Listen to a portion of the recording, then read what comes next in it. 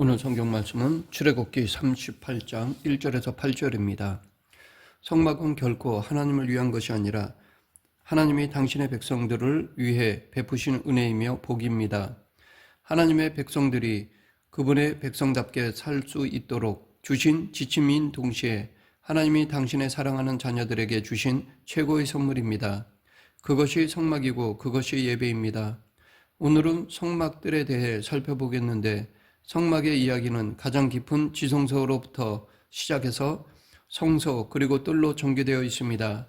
물론 제사장의 입장에서는 성막에 들어갈 때 뜰에서부터 시작하여 성소와 지성소의 방향으로 가게 됩니다. 하지만 참된 예배의 이야기는 그 방향이 거꾸로입니다. 즉 사람으로부터 시작해서 하나님 앞에 올라가는 것으로 끝나는 것은 참된 예배가 아니라는 것입니다. 성경에서 말하는 최고의 예배는 하나님의 임재를 체험한 그 은혜와 감격을 가지고 삶의 자리로 돌아와 변화된 모습으로 살아가는 것입니다. 이것이 최고의 예배입니다.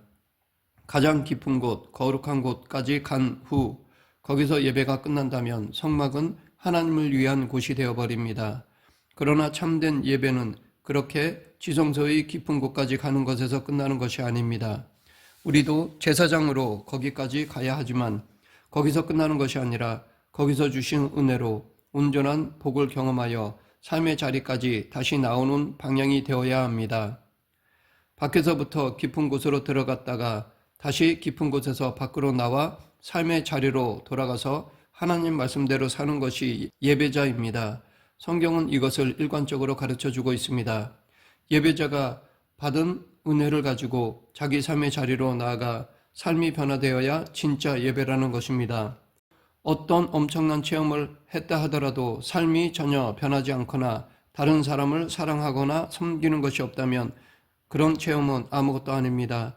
이런 이유로 성경은 성막을 말하면서 지성소로부터 시작해서 뜰로 전개하는 것입니다. 시편 65편 4절에서 주의 뜰에 살게 하신 사람은 복이 있나이다 라고 하였는데 그 이유는 그곳에서 예배자에게 아름다운 역사가 일어나기 때문입니다. 그 역사는 그 뜰에 있는 두 개의 기구인 번제단과 물두멍 가운데 들어 있습니다. 이 시간 이것들에 대해 살펴보겠습니다. 먼저 뜰에는 번제단이 있습니다. 오늘 본문 1절 2절 그가 또 조각목으로 번제단을 만들었으니 길이는 5규빗이요 너비도 5규빗이라 네모가 반듯하고 높이는 3규빗이며 그 네 모퉁이 위에 그 뿔을 만들되 그 뿔을 제단과 연결하게 하고 제단을 노수로 쌌으며 번제단의 크기는 가로 5규빗, 세로 5규빗, 높이는 3규빗입니다. 번제단은 노수로 쌌고 네 모퉁이에는 뿔이 있습니다.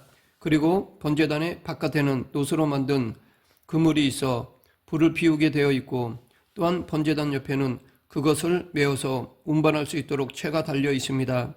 번제단은 말 그대로 번제를 드리기 위한 단입니다. 그러면 하나님은 왜 번제를 드리라고 하셨을까요? 그리고 그것이 그렇게 중요한 것이라면 옛날 이스라엘 사람들이 드렸던 그 번제를 왜 지금 우리는 드리지 않는 것일까요? 번제라는 것은 무엇이며 거기에 담긴 영적 비밀은 무엇입니까? 분명한 것은 번제는 결코 완전한 예배가 아니라는 사실입니다. 하나님이 고기를 받고 싶어 하시거나 그 냄새를 좋아하시기에 번제를 드리라고 하신 것이 아닙니다. 비록 여호와께 향기로운 냄새라는 말이 있다고 해도 그것은 결코 하나님이 그 고기에 타는 냄새를 좋아하신다는 뜻이 아닙니다. 하나님은 영이시기에 그런 물리적인 것들을 받을 필요가 없으십니다. 어떤 것도 그 자체로 하나님 앞에 향기로운 냄새가 될 수 없다는 것입니다. 그럼에도 불구하고 번제를 드리라고 하신 것은 그 속에 당시 이스라엘 백성들이 가장 잘 이해할 수 있는 온전한 예배의 메시지를 담아 두셨기 때문입니다. 그리고 예수 그리스도께서 오시기까지는 불완전하지만 그런 식으로라도 예배를 드려야 했기 때문입니다. 그래서 선지자들의 메시지를 보면 단지 번제를 드리는 행위만이 아니라 그 마음과 영적인 태도와 하나님과의 관계가 중요하다고 그토록 강조하는 것입니다. 그렇다면 번제에 들어있는 영적 메시지는 무엇입니까? 한마디로 생명을 올려드리는 것입니다. 더 정확히 말하면 삶을 올려드리는 것입니다. 번제는 소제물을 빼고는 짐승을 제물로 잡아서 드립니다. 그런데 사실 그 짐승은 번제를 드리는 자인 것입니다. 왜냐하면 그 짐승에게 제사를 드리는 사람이 안수해서 드리게 되어 있기 때문입니다. 안수를 통해 나 자신을, 나의 죄를 그 제물에 전가한다는 뜻입니다. 곡식 제물도 마찬가지입니다. 나의 노동과 나의 삶을 드린다는 뜻입니다. 그 제물을 불로 태워 드리는 것은 바로 자신의 삶을, 생명을 올려 드리는 것입니다. 번제라는 말의 히브리어는 올라인데 그 뜻은 올라가다입니다. 그러니까 번제의 중요한 포인트는 불로 태우는 것보다는 그 연기가 하늘로 올라가는 데 있습니다.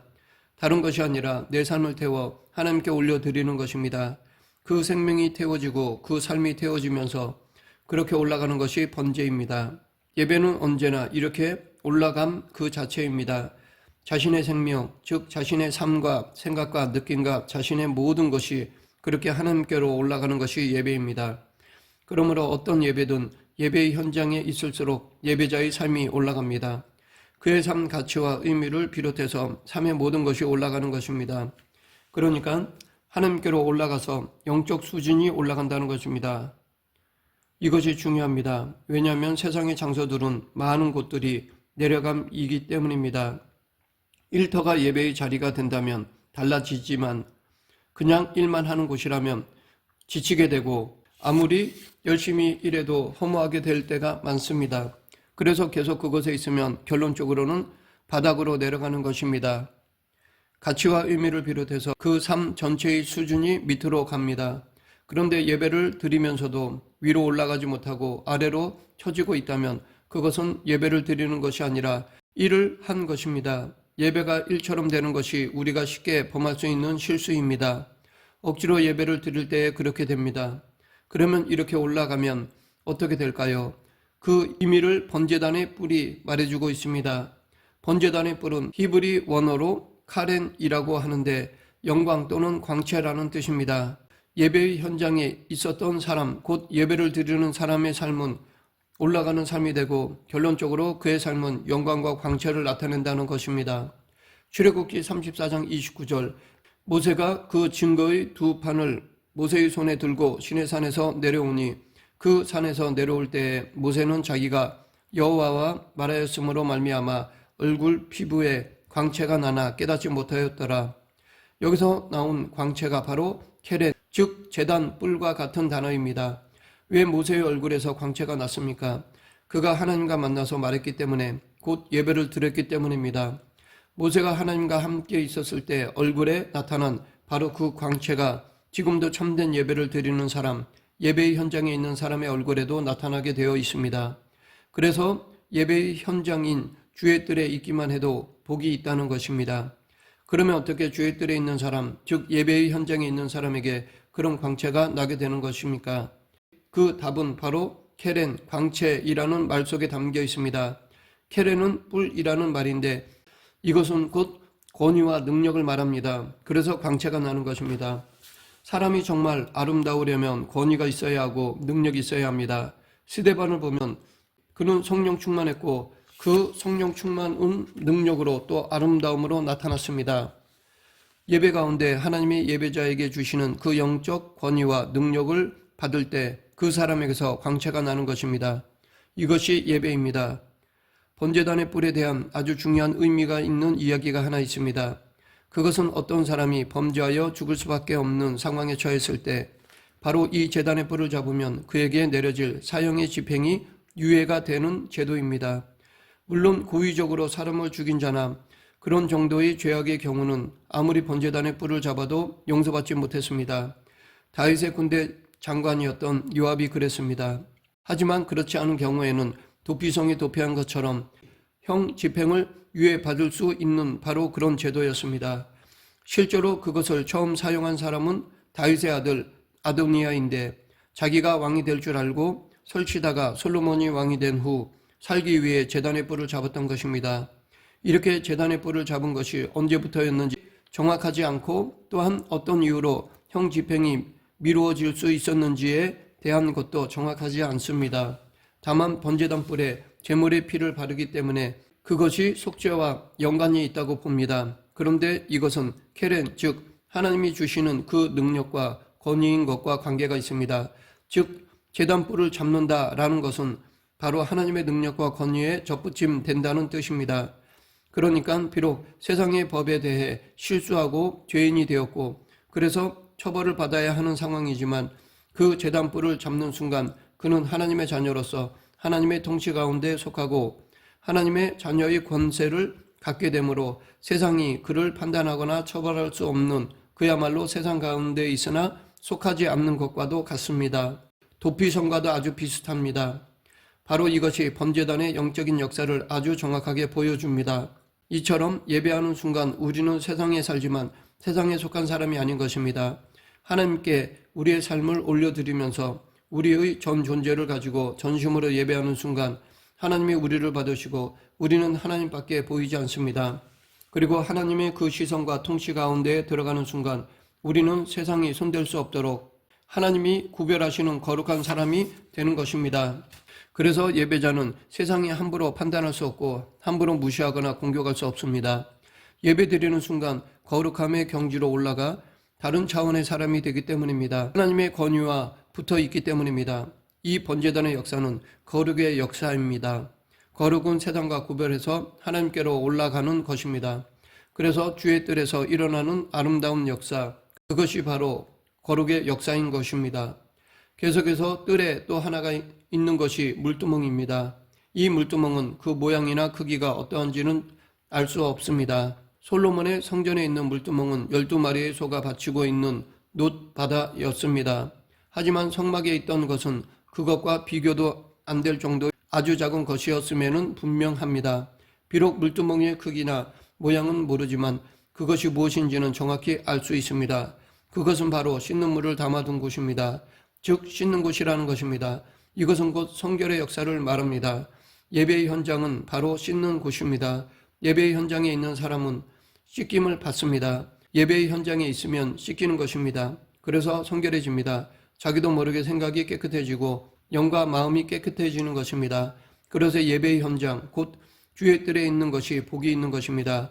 이 물두멍에는 주목할 만한 내용이 있습니다. 오늘 본문 8절, 그가 놋으로 물두멍을 만들고 그 받침도 놋으로 하였으니 곧 회막문에서 수종드는 여인들의 거울로 만들었더라. 물두멍은 다른 것이 아니라 회막문에서 수종드는 여인들의 거울로 만들었습니다. 놋 거울의 재질이 아주 고급스러우니까 그것으로 물두멍을 만들었다고도 할 수 있지만 굳이 회막문에서 수종드는 여인들의 거울을 드러내며 이야기하는 이유가 무엇일까요? 물론 헌신을 말하는 것일 수도 있지만 그 놋 거울과 물두멍의 이미지는 서로 연결됩니다. 놋 거울은 여인들이 자신의 아름다움을 위해 사용하던 것입니다.